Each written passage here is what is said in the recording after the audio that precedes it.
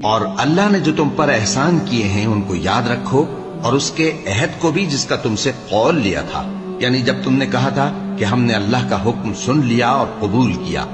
और अल्लाह से डरो, कुछ शक नहीं कि अल्लाह दिलों की बातों तक से वाकिफ है।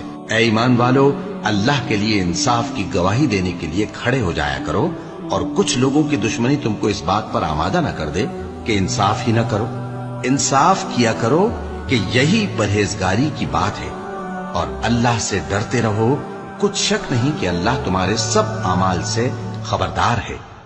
जो लोग ईमान लाए और नेक काम करते रहे, उनसे अल्लाह ने वादा फरमाया है कि उनके लिए बख्शिश और अजर अजीम है, और जिन्होंने कुफ्र किया और हमारी आयतों को झुटलाया वो जहन्नमी है।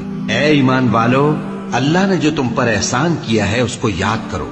जब कुछ लोगों ने इरादा किया कि तुम पर दस्त दराजी करें